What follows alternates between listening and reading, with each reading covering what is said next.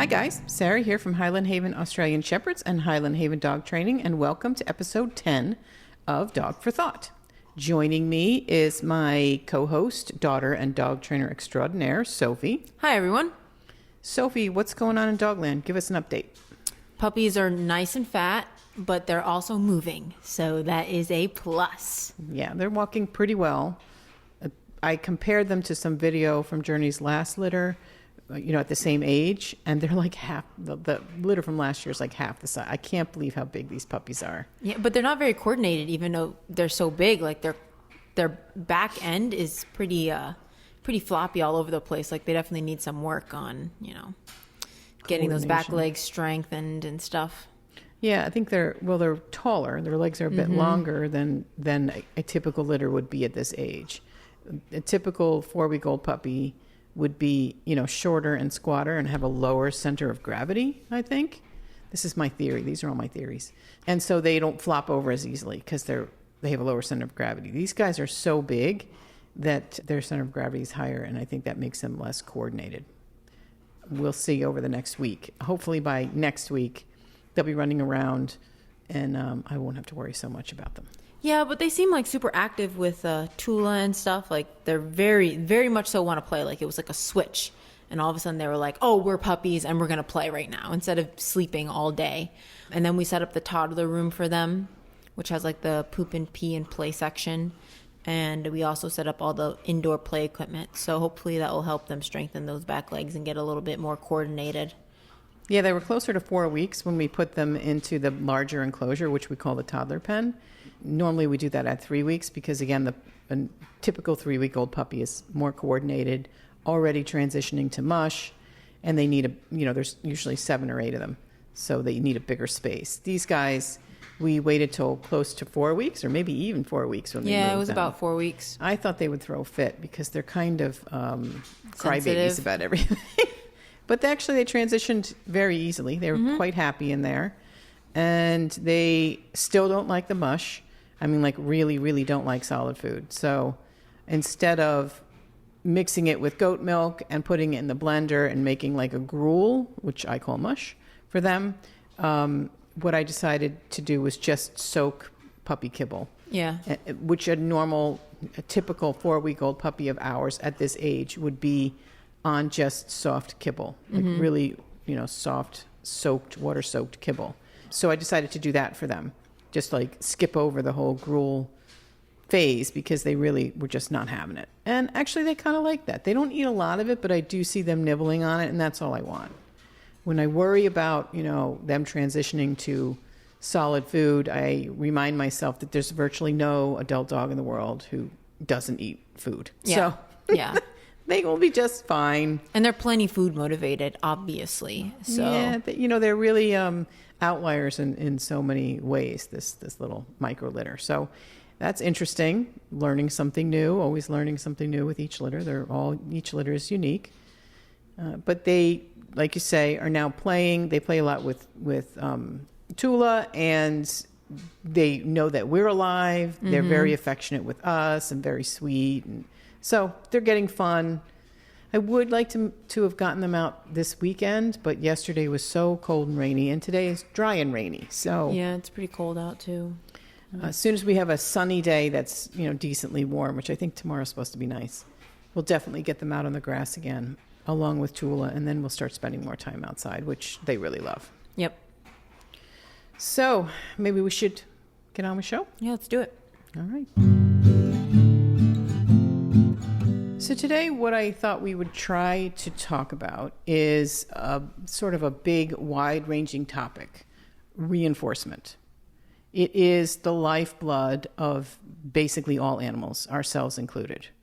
There is no behavior that anyone does, your dog, you, me, there's no behavior that anyone does that they don't do because of reinforcement. Everything we do because it's being reinforced in some way. Sometimes you can talk about somebody who has a behavior that is detrimental to them, and you think, well, that's not being reinforced. It is, but that's a whole other thing. There can be behaviors that are that are reinforced that are really negative for us as well. But let's just try to keep this very large topic down to our dogs. Your dog doesn't do a single behavior that they do unless it's being reinforced. Now, there's two types of reinforcement. There is reinforcement by the environment, right? You leave a juicy hamburger on the counter and your dog jumps up and eats the hamburger. Jumping on the counter has been reinforced by the environment, by something there that was tempting. Your dog comes and jumps on you and you pet them. You are then reinforcing the jumping up, right? So you are the reinforcer in that scenario. So those are the two general types of reinforcement. People need to understand that most of your dog's negative behaviors you have a hand in. And when I say you, I mean your family. The people in that dog's life have a hand in, right? So that's good because we can then change our behavior to stop reinforcing things that we don't want from our dogs and start reinforcing the things we do want. And we can, poof, voila, change behavior. So sounds simple. Yep. But there's a lot to it. I mean, I think this is a big reason why we do board and train, because being able to take the dog out of their comfortable environment and implementing changes and then putting them back into their environment with these new rules and understanding and being able to communicate with a human better. And then being able to teach the human, okay, these are how you're negatively impacting these behaviors that you don't want. And then working on the human, knowing that the dog already knows the set behavior, I think really helps both parties. Yeah, so what Board and Train does for me, and I've done all different types of training. I've done group lessons, I've done private lessons, I've done lessons in the home, I've done all types of training. The reason I love Board and Train is because to create new behaviors, it has to be 100% consistent. If you are inconsistent, you're not creating anything except a confused dog who then does not look to you for any kind of real instruction, right? Mm-hmm.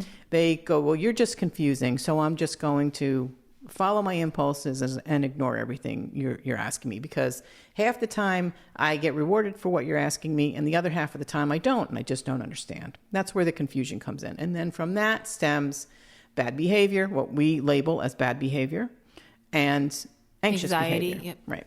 So most of the dogs that come to us have poor impulse control. Many dogs that come to us have anxiety, right?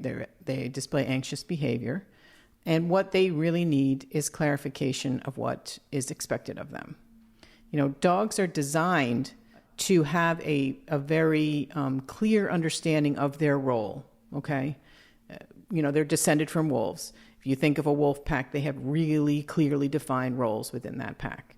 Really clearly defined. Like there is no gray areas. Nope.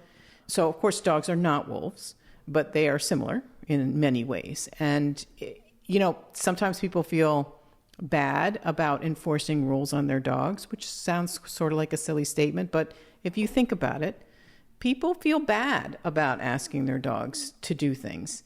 And so they're not good at following through because they feel somewhat guilty about putting their dog in a crate or whatever. You just talked about wolves and all that stuff and how their community, how their hierarchy and all that stuff is very black and white. And we're putting dogs in a situation where our life is very gray. Throughout our entire lives, it's very gray. We leave the house. Like, they don't leave the pack. The pack is always together. So when, you know, you have a dog that's anxious and you're leaving them alone for the first time by themselves in a crate, you know, their natural instinct is we don't leave. The pack doesn't leave one another. So that's a very big gray area, which is how you can get a dog that's anxious in the crate or reactive in the crate. And then you come home and then you negatively reinforce that by accident.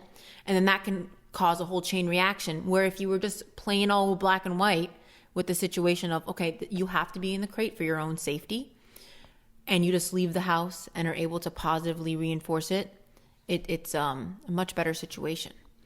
Yeah, I think that's generally what we spend a lot of time doing is telling our owners of our training dogs, stop feeling so bad for them. Mm-hmm. They live in this nice house. They have 2 square meals a day. You know, they sleep in your bed with you. You shower them with love and affection.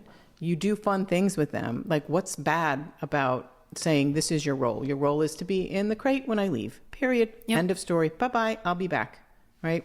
Instead, they come home and they feel bad and they start projecting all of these human feelings onto the dog. And then the dog feels some kind of way about that. They're confused by the situation, by your reaction when you get home. Like, oh, I should feel anxious and insecure in the crate when you're not here because you're giving me that behavior. When in reality, if you just walk in and let them out of the crate and be like, hey, how are you? How was your day? Good boy. Call it a day. I was talking to a friend of mine last night at dinner about my trip home with Tula on the airplane. So she'd never been in a travel bag before. And I was about to get on a plane after spending about 2 hours waiting for our flight, our first of 2 flights home. I spent 2 hours in the airport working on her in the travel bag. And every time, well, when she first looked at the travel bag, I gave her a cookie. When she went over and sniffed it, I gave her a cookie. I started basically clicker training her, right? Every time she went over next to the travel bag, I gave her a cookie. Eventually, after many, many steps, she would jump into the bag and lay down. That took about 20 minutes. Dogs, particularly puppies, are sponges. And she just loved this game. She thought this was the coolest game ever. So I tried to create an experience within that travel bag as a really positive first before I got on the plane, knowing that even after doing that, there was likely going to be some protesting when I zipped that travel bag up and put her under the seat, right? And of course, that's what happened. And she also is a particularly vocal dog. She has a lot to say. So I zipped the bag up, put her under the seat, and she immediately started crying. And we had a full flight, and I did not think everybody wanted to listen to a puppy cry for an hour and a half. So what I did was I unzipped the bag and put my hand in the bag, and I, scratched her ears and sort of distracted her, got her to calm down. Then I would take my hand out of the travel bag, and then she would start crying again, and I would put my hand into the travel bag and reassure her. And this went on for about the first 20 minutes or so of the flight until she finally fell asleep. And I said to my friend last night at dinner, I realized, I knew full well while I was doing that I was actually reinforcing the crying. And she said, I don't understand. Why wouldn't you comfort her if she's crying? I guess that's an obvious question to the layman. I mean, that's a human in us, though. Like, right. When a baby's crying, you comfort them. So it's our natural instinct. Like, we're going by our natural instinct. So it's really not exactly our fault unless you understand, like, where the dog's coming from. And let's be clear, she's not a human baby. No, she's not. a puppy. She's a puppy. So, yes, I wanted to comfort her because this was her first experience and I didn't want it to be traumatic. But I also knew at the same time that she was being reinforced. Her crying was being reinforced. I was reinforcing that behavior, which I knew was going to come back at me the next day once I got her home. And it did. And it did. And it was interesting that my friend really had no idea what I was talking about, how I knew I was reinforcing it, but it was sort of what I had to do to get through the initial situation. And the next day, when we got home that night, as I said on the previous episode, we were so tired. It was 1:30 in the morning. It was a long, long day. I put her in the crate. She cried for 2 minutes. I stuck my fingers through there to comfort her. She collapsed and went to sleep and slept till 6:30 in the morning. So that initial night was not a problem. That first day home, though, when I put her in the crate, she would start to cry. It was like a good 45 minutes of her straight crying with us, just having to just listen to it and ignore it and understand that nothing bad's happening to her. We're literally in the same room. She can see us, but she needs to learn how to settle. Right. So we're talking about learning how to settle, and we'll talk about that in a minute, but also breaking that initial understanding that she had, or misunderstanding that if I cry, I will get attention. Right? Yeah. So we did not put her in the crate and then leave the house for 8 hours. No. That would have been cruel, right? We, like you say, we were in the same room. Occasionally I looked over and shushed her and said, you're fine. And I went back to my work. What we were seeing there, since the crying got worse and worse and worse initially, what we were seeing is what's called an extinction burst. Okay. And what I try to tell our clients is, and this helps them to to keep towing the line when they are correcting a behavior that they don't like with their dog that has just come home from training. What I tell them is, if you're doing it correctly, you're going to see that initial behavior get worse. Mm-hmm. And it's going to spike, then it's going to plateau, and then it's going to plummet and extinguish. What happens is, when people are saying, well, I'm not reinforcing the jumping up anymore, right? When she jumps up to me, I just turn around and walk away. Or I bump her off and tell her no and turn around and walk away. But it's weird, because then she started jumping on me more hysterically, and it got worse and worse. So then I just said, well, I guess this isn't working. And so what you've now done is, you've made the bar a lot higher. So now she knows that she can, if she jumps on you for 20 minutes, eventually you will pet her. And then you try to extinguish it from 20 minutes, and now it's 40 minutes, and now it's an hour. So you really have to buckle in there, kind of deal with this really obnoxious behavior, know it's going to get worse, and hope, eventually she's going to get tired and she's going to go lay down and not jump on you anymore. Right. So what you're doing is you're setting the default at a higher rate. Yep. If you give up. So that's really, really key. And when I tell my clients that, they go, oh, when they start to think back on the things that they've tried to correct that they don't like, behaviors that they don't like, they're like, oh, now I see why, this is so much worse and that is so much worse. And it gives them hope that when they see that initial increase of the behavior, I tell them, that's your sign that it's working, that you're making your point. And your dog is trying to outwit you. Of course, not consciously. Again, we're talking about reinforcement. So again, if you are correcting a behavior and the behavior initially gets worse, that's your clue that you're doing it, assuming everything is normal. We're not talking about some crazy thing. But if you're talking about taking away an attention for a behavior you don't like, and then that behavior initially getting worse, that means you're doing it right. So hang in there. You will see it get worse, plateau, diminish, and extinguish if you hang in there. And what Board and Train does is it does that. We do it instinctually, because that's what we do all day. Yep. So we take these really awful behaviors that dogs come in with, not aggression. We're not talking about aggression. We don't do aggressive dogs. But we're talking about normal, obnoxious behaviors, and we stop the reinforcement. And we do see the extinction burst. We see it with every dog. I mean, this is the great thing about Board and Train is they're in an unfamiliar environment with two people they really don't know very well. And they're giving us their worst shot. And we just know we're not going to reinforce it. And it goes out much faster because they're in a new environment. They're not at home. So they know they can't get away with it. And they don't have a pre-established relationship with us. Exactly. And they have to adapt to the new environment. So it's all about adapting and, surviving. Of course, we're not doing anything horrible to them. We're just saying you can't bark in the kennel. But that's why Board and Train is just so great.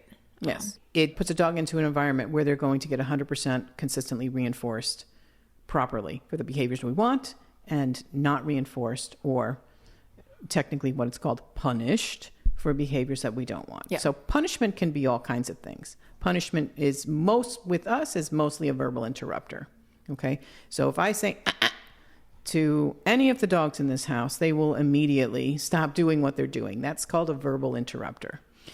Once even Tula, within one day of her being here, understood that verbal interrupter, which was great because I was able to reinforce her behavior in the house while she was imprinting all of the things in the house.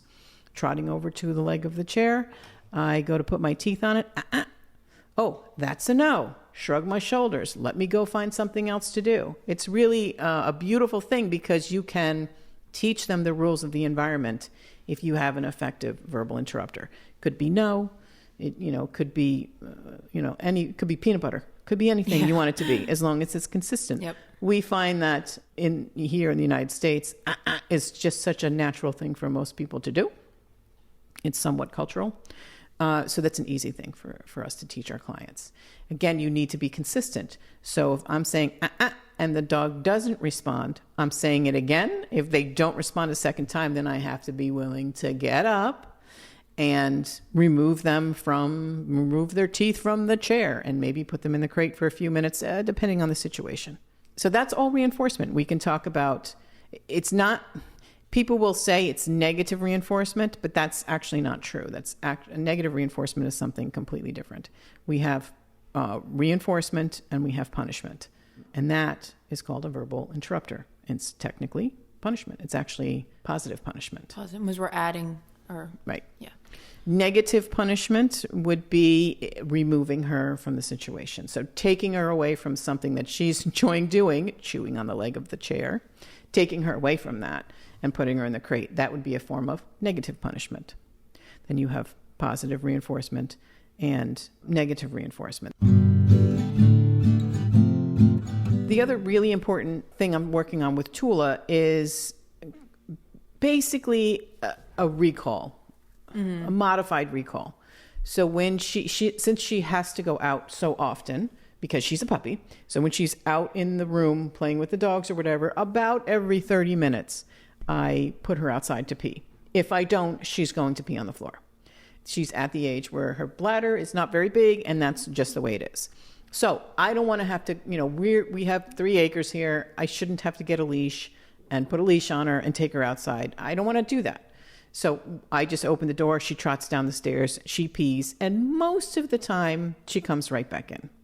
Sometimes she looks at me and says, "It's nice out here. I don't want to go inside. And there's some rabbit poop over here I want to investigate." And I want her to come when called. It doesn't have to be a military recall. I'm not looking for, a dog snapping in position and coming when I call her. Sometimes she does do that naturally. But what I want to do is take her natural inclinations and I want to sort of mold them so that she chooses to come. The recall is so positive in her mind that I'm habituating her to come when I call. And that takes time. It takes patience. And understanding. It's like understanding, like, I get it. It's really nice outside. There's a bunch of rabbit poop. I know you want to do that, but you're going to do a verbal interrupter of, come on, let's go inside. And she's going to be like, oh, well, I really want to do this, but I guess I am going to make the decision to go inside. So it kind of gives them a bit of the power of, like, they feel like they're making the decision, even though you're verbally interrupting them, telling them no. And then if she doesn't come inside and she runs around the edge of the house, you're going to go get her. But it makes her feel like she's making the decision, and it makes it more into a game, like a positive game. You and I talk about this particular topic a fair bit. And this is a topic that can be somewhat triggering for me because I cut my teeth in dog training as a person your age, so 30-something years ago. The understanding of dog training was that they must listen to you when you give them instruction. You want a robot who's, like a Malinois or a Border Collie. They're so quick to listen to everything you say. And if they don't, you need to go in and punish, right? And you and I are very much, we train household pets. We don't train military dogs. Yeah. We don't train dogs to do obedience competitions or any kind of sporting stuff where instantaneous obedience is maybe the goal. We train dogs to be nice companions in the house and to listen and understand, right? Yep. I really want a dog who is a partner. I want our relationship to be a partnership. I want to respect that dog's autonomy to some degree. Yes, they're a dog, and yes, ultimately they need to listen. But there are times when I'm going to be less concerned about a response if I can convince them that it's in their own interest to listen to me in the end. Does that make sense? Yep. And so I'm trying to work on that with Tula. I did that with Journey and the other dogs. Of course, with each successive dog I've had over my lifetime, I get a little better at this, particularly in the last 15 years of dog training. So much has changed. The research and the science of dog, training and dog intelligence and understanding and reinforcement and stuff has just moved light years in the last 15 years. So much has been learned. Things are so different now in the dog training world. So I get better at it each time. And I'm still learning. Again, we've talked about a good dog trainer is always still learning. Anyone who tells you they know everything is not a good dog trainer. So I'm trying to habituate this dog to believe that it's in her best interest to come when called. So she trots down the stairs, she pees, and she says, "Hey, lady, there's some rabbit poop over there. I'm going to go check out," instead of running back up the stairs. So maybe 3/4 of the time she does, in fact, go, "Yeah, I'll come in," and race back up the stairs and come inside. And as soon as she's making the decision, I'm watching her, I'm calling her name. As soon as I see the wheels turning in her mind and she's made the decision to come to me, I'm immediately marking that. I mark it with yes, right? And because she understands yes and she understands so well, she knows when I'm pleased with her decision and when I don't like her decision. She's very clear about that. Now, I might be unhappy with her decision. She might know it and still choose to not listen because she is an independent, intelligent, sentient creature. Well, and she's still a baby. And she's a baby. So, like, of course, like, well, I'd much rather eat this rabbit poop than come inside and have to sleep with all the pack. Like, I mean, right. I would want to choose that decision as well. So, like, understanding her and being like, okay, I get it. This is like something that you really want to do, and then giving her time to like make the decision. I much rather do that and like maintain a positive relationship with me and my dog than like march out there and make it into like this military thing of you have to listen and you should be scared of me if you don't listen and blah, blah, blah. I don't want you to be scared of me. I just want you to come in when I call you, you know? It's like that joke I love when they say, I have a knock-knock joke, a Nazi knock-knock joke, I think it is. It's like the SS commander says, knock, knock, and you say, "Who's there?" And I smack you across the face and said, "Viva ask the questions!" Right? Yeah, it's the same thing. Right? I don't want you to think. Do what I say. Yeah. I don't want to work with any of my training dogs either. Mm-mm. Now, there are times when we have to be very clear that something they did was unacceptable. Mm-hmm. So with my own dogs and with our training dogs and with my children and with, of course, that is part of it. But when you're trying to mold a response of which you have no control, ultimately, she's off leash outside on my front lawn. Ultimately, I can delude myself. And think you have the control. That I have control. Yep. But I really don't. No. She's choosing to either listen or not listen. Mm-hmm. And it's my job to convince her that it is in her best interest to listen. And when you do that correctly, you have a dog who is still autonomous and making their own decisions and yet is happy to do what you ask them to do. That is the sort of what I'm always striving for with our training dogs and definitely with my own dogs. So she's out there. She says she wants to go eat that rabbit poop. I'm going to start with that verbal interrupter and see if I get a response. And most of the time I do. Most of the time she will hesitate and turn and look at me. And at that moment, what am I doing? I'm marking that with yes. And sometimes that's enough for her to go, "Oh, really?" and start moving towards me faster, at which time I am reinforcing that all the way up the stairs inside. Sometimes I'm giving her a treat, food. Sometimes I'm just giving her praise. That's intermittent reinforcement. That's really good. You don't always want to give the same thing. You want to sort of change up your reinforcement. So they're always sort of looking for something more. But what you're doing is you're programming her to voluntarily, I know programming and voluntary are like two opposite things, but you're programming her to voluntarily do what you ask her to do. Mm-hmm. She's still feeling like she has control over her own life. I'm imagining, right? She still is an autonomous creature, but we're working together. These are the rules and we're working together. And that ultimately is what I'm going for. If I do the verbal interrupter and she doesn't respond, I'm doing it again. If she doesn't respond again, which has never happened thus far, she's only been here a few weeks. I expect that to happen at some point because once they start going through puberty and whatnot, going through the teenage years, they're certainly going to be way more rebellious. Yeah, definitely more rebellious, and that's a normal part of it. But at this point, she has not done that. But if she were, or like you say, if she starts to trot around the other end of the house, instead of coming when called. I am going to go out there and follow her, but I'm not necessarily, first of all, I'm not going to chase her down. Nope. Because as soon as you go to chase her, it's a game and she's running from you. You're like two magnets. And the closer you get, the farther she gets, right? And you're reinforcing it. You're reinforcing the exact thing you don't want. You're like teaching them to run away from you. So really, for us, and it's safe. Again, we're on 3 acres. We're far away from the road. There's some fencing around here, so I'm not concerned that she is in any danger. I would rather just stand there and wait until she's done eating that rabbit poop and then looks at me. And then I'm going to call her again. Right? Now, some people might say, well, that's not a dog that's listening.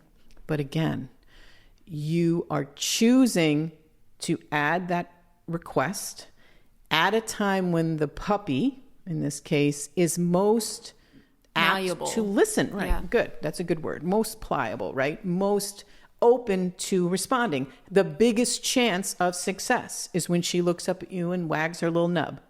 That's when you're going to then ask again for that behavior.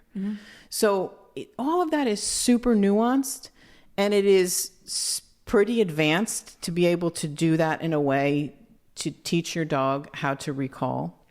But when it's done correctly, you have a dog who really likes to respond to you, and they think it's their idea.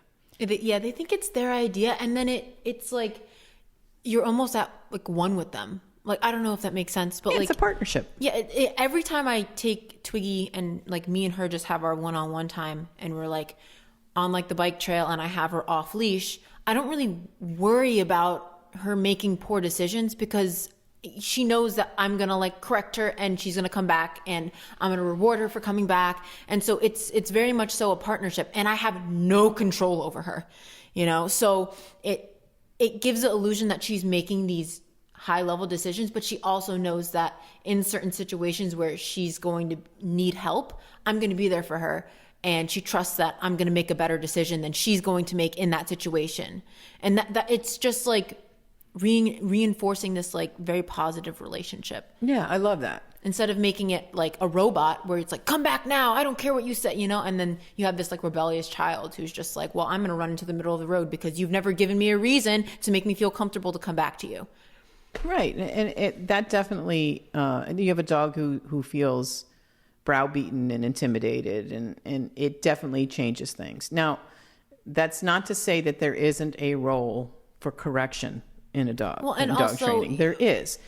Breed. But it needs to, yes. And breed is definitely a big part of this. Again, you know, full disclosure, she's an Australian Shepherd, so she's going to be somewhat programmed to want to stay near me, if anything. Yeah, and be around people. Like there's just certain dogs that are just like aloof to people and are just like, yeah, right. Like you're going to make a better decision than me. Right. You know? Or who are designed to be independent workers. Yeah. Again, we've gone over this in previous episodes. You know, dogs who are designed to be independent workers are going to be less trustworthy off leash.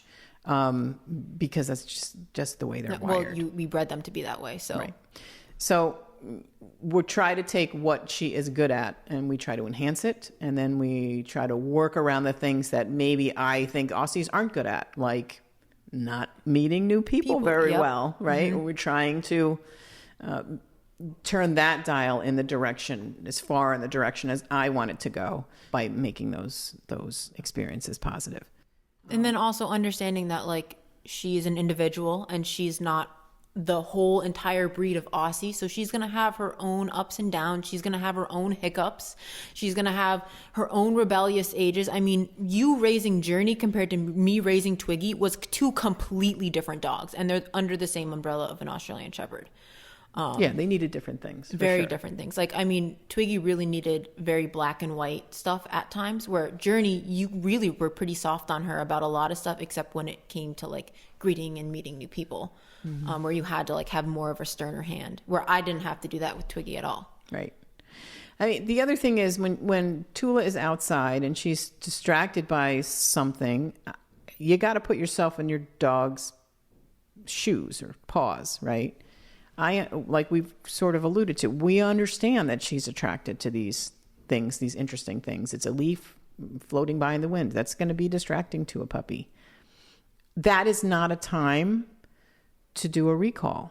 You know, the other thing I tell my clients, or I tell friends and family who ask me about these things, right? When they say their dog doesn't come when called, one of the things I tell them is stop calling them. And they kind of laugh and think I'm joking. And I'm like, I'm not really joking. Like, if you ultimately have no relationship that you've built, no understanding, no impulse control work, where your dog has the ability to respond to the recall, why are you calling them? Because what is that reinforcing? That is reinforcing them not listening, because you know they're incapable of doing it. So if I had to leave for somewhere and I put Tula outside to pee and she ran off after a butterfly, that is not the time for me. I don't have time. I got to go, whatever, catch a train. I'm not going to call her. I'm simply going to walk out there unemotionally, calmly, and pick her up and bring her inside. Because one, I don't have time to do all of the work we need to around that butterfly or that distraction, right? And that might be a 10-minute training session around that. And two, she's literally incapable of listening right now. So I'm not going to ask my dog to do something that has a high probability of them not being able to do.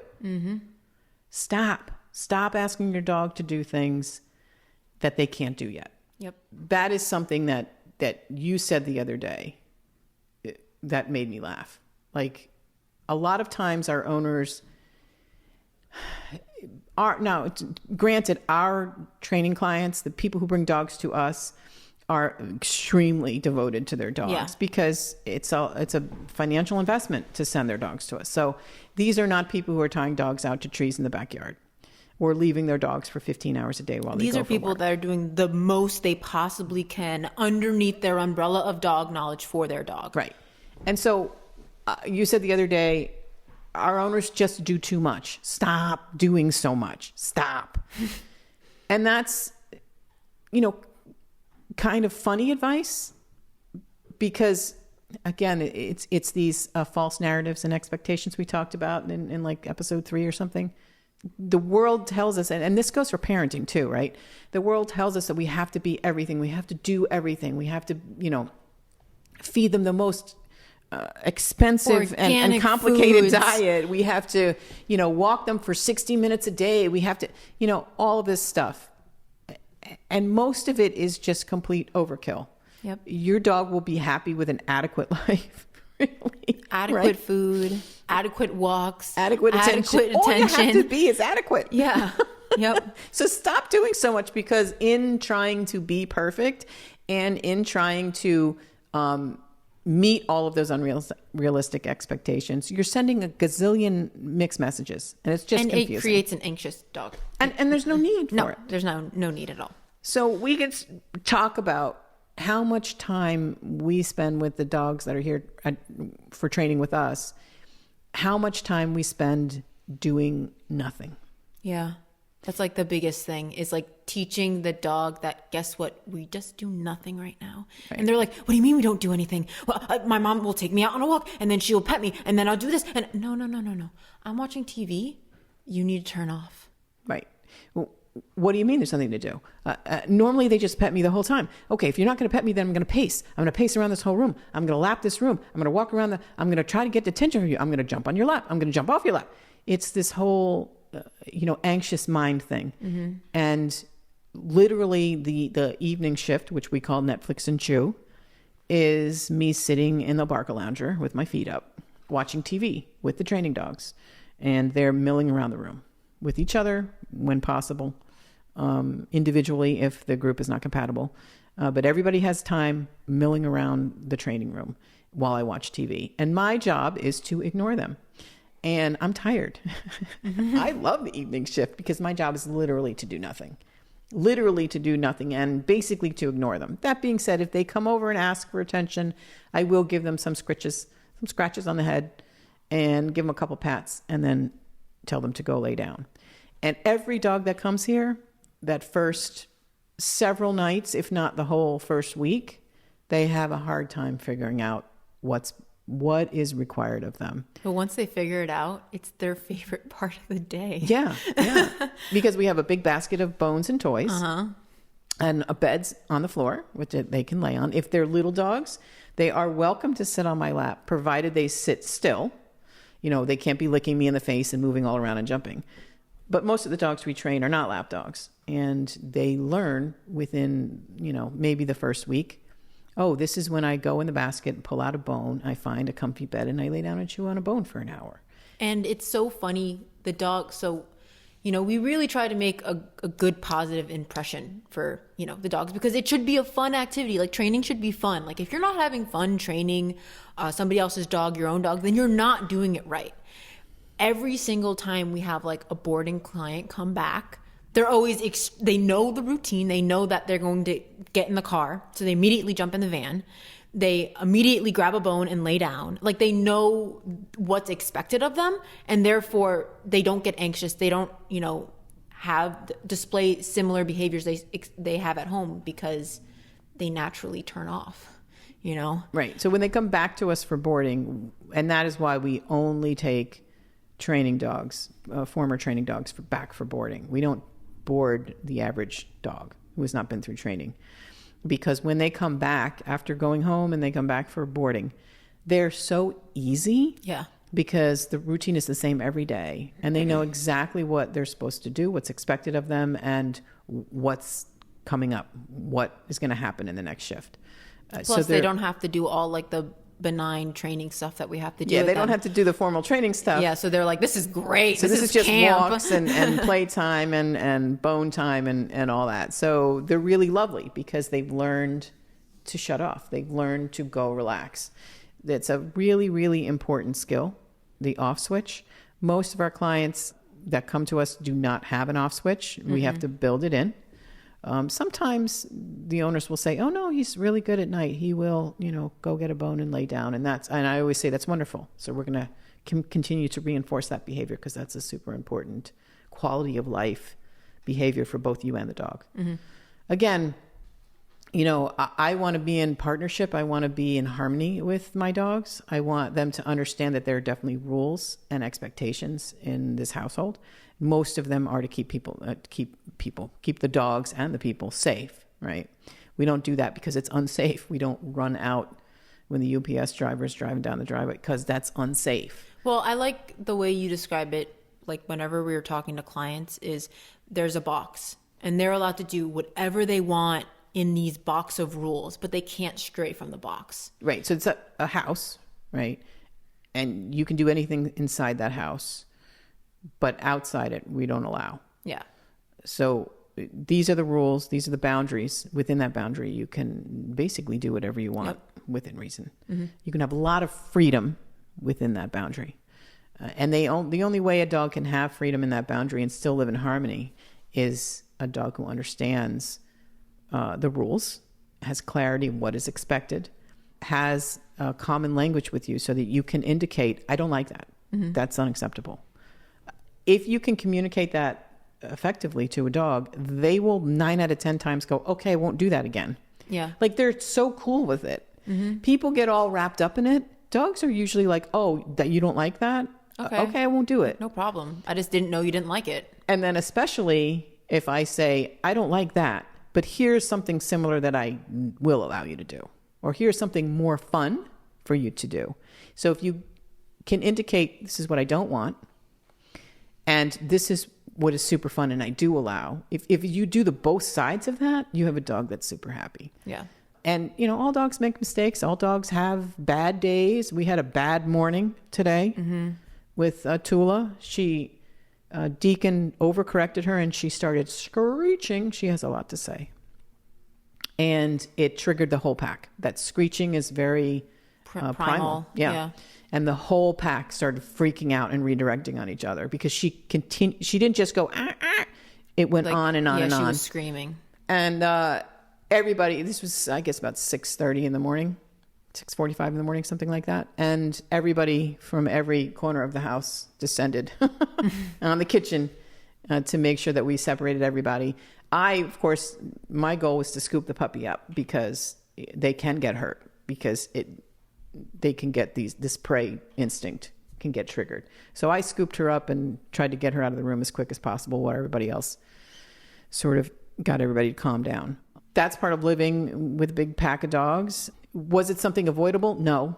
These things just happen. And this is partly why we would never leave her like alone with our adult dogs, because it's not fair. It's not a fair advantage. She's very vulnerable. She's very small. vulnerable. She's very vulnerable. And I think that's kind of seeps into, knowing your dog, and then knowing like big size difference in dogs too, and like being comfortable. Like I'm never comfortable with a huge dog and a little dog together. Right.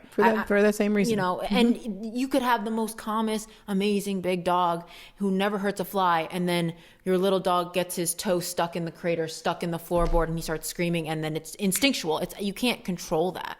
So, for safety reasons, I never leave a small animal with bigger animals. Yeah. So I mean, that's Especially an example of, not a bad day. That was an unpleasant circumstance. Everybody was fine. Nobody was injured. It was really really not a big deal. More upsetting psychologically to us than it was to the dogs. And I have to say that puppy bounced back immediately. So bounce back is an actual term. A dog that gets upset. We talk about bounce back. How long does it take them to go from a very heightened state of anxiety or fear? Arousal. Right? Yep. Arousal. Better word. Thank you. And go from that heightened state down to relaxed, homeostasis again, down to default, right? That's bounce back. This puppy bounced back like instantaneously, like within 10 seconds. She was like, okay, let me just go play, which is great, but I digress. Let's just go back to recall for a second. I talked about Tula and sort of creating a natural cooperative recall from scratch, a blank slate that came to me as a puppy.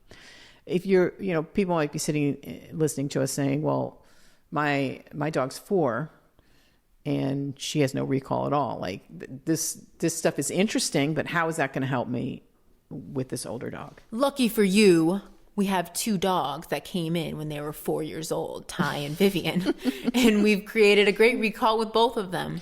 So yeah, I mean, I think with recall, what's the most important is impulse control. If you've not worked on impulse, so it's a foundation building. So really, recall is the very, very last thing we do. Yep.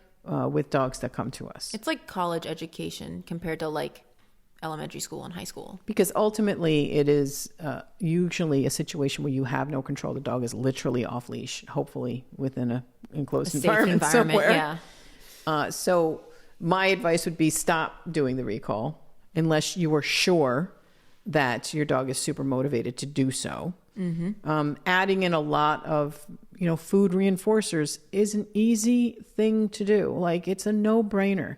A lot of times people come from a very old mindset where I shouldn't be, quote, bribing my dog to do things that they should naturally do. It's a no-brainer. The small cookies, not a giant milk bone. Little one bite, they take 2 bites with the little tiny treat and they swallow it and it's gone. We changed our evening routine with the dogs recently because we've got the 8 adults, and at between 8 and 9 we do the last outing, and our backyard is the one that's fenced, and it is nighttime and there's a lot of wildlife around here, so we wouldn't let 8 dogs out the front door because there's very commonly wildlife out there, and if you have one of your 8 dogs decide to run off and chase deer, they all do. You're going to have 7 more following them. Well, probably not all 7. Most of them. A couple more will follow her. Vivian. So, if you follow me on Instagram, you know that my dogs are very triggered with the sliding glass door downstairs. If you slide that door, the sound, they go racing down the hill. It's very triggering. And then they redirect on one another, and it's just like it's unsafe, and it's just annoying, and it's loud, and it's 9 o'clock at night. So it was, bringing them down, just running down the stairs is very exciting for them at night. And, it's late, it's dark, and we have neighbors, and it's just a whole thing.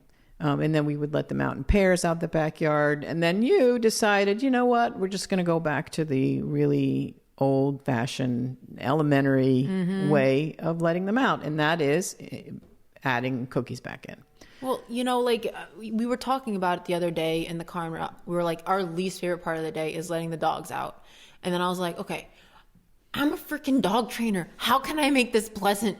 And I was like, sometimes it's just making things like going back to the basics and making things like, okay, what is like the most dumbest thing that is like the super duper easy to do? And I was like, oh, I'll just feed them.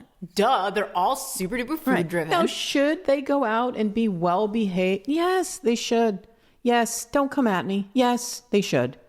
But when you have 8 dogs, 9 now with Tula, you have 8 times the interplay between each other. It's much more difficult, 8 times more difficult, you might say, than just having one dog you're letting out.